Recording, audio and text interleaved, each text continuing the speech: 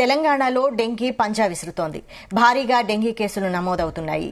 ఈసారి తెలంగాణలో అత్యధికంగా డెంగ్యూ కేసులు నమోదవుతాయని ప్రపంచ ఆరోగ్య సంస్థ హెచ్చరించిన నేపథ్యంలో వైద్య ఆరోగ్య శాఖ అప్రమత్తమైంది.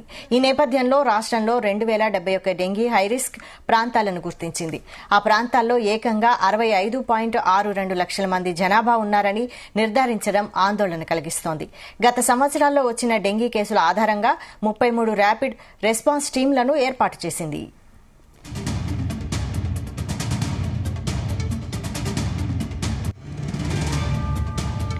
నలభై 42 డెంగ్యూ పరీక్ష కేంద్రాలు, ఆసుపత్రులు, తెలంగాణ డయాగ్నోస్టిక్ సెంటర్లను గుర్తించి వాటిల్లో సౌకర్యాలు ఏర్పాటు చేశారు. రాష్ట్ర వ్యాప్తంగా 53 బ్లడ్ బ్యాంకులను గుర్తించగా వాటిలో 26 బ్లడ్ బ్యాంకుల్లో ప్లేట్లెట్ యూనిట్లు ఉన్నాయని తెలిపింది. అన్ని జిల్లాల్లోనూ శానిటైజేషన్, నీటి నిల్వ ప్రాంతాల్లో దోమలు రాకుండా చర్యలు తీసుకునేందుకు కలెక్టర్ల ఆధ్వర్యంలో సమావేశాలు నిర్వహించాలని వైద్య ఆరోగ్య శాఖ కార్యదర్శి ఆదేశాలు జారీ చేశారు.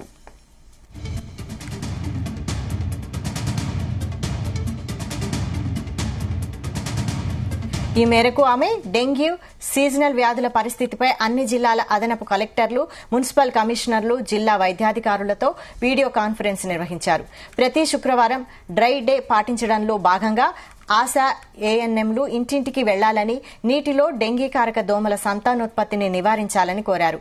లార్వా వ్యాప్తి ఇతర జిల్లాల కంటే హైదరాబాద్, రంగారెడ్డి, మేడ్చల్, ఖమ్మం, నిజామాబాద్, సంగారెడ్డి, వరంగల్ వంటి కొన్ని జిల్లాల్లో ఎక్కువగా ఉందని వైద్య ఆరోగ్య శాఖ ప్రకటించింది.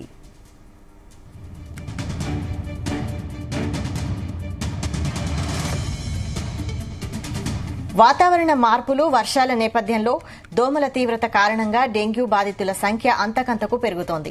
ఈ ఏడాది జూన్ వరకు రాష్ట్రంలో 1078 కేసులు నమోదైతే ఒక్క జులైలోనే 800 వరకు కేసులు నమోదవడం ఆందోళన కలిగిస్తోంది.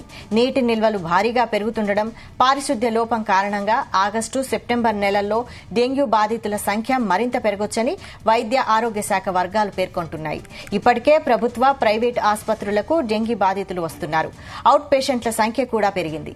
ఇక గిరిజన ప్రాంతాల్లో పరిస్థితి అత్యంత దారుణంగా ఉందంటున్నారు.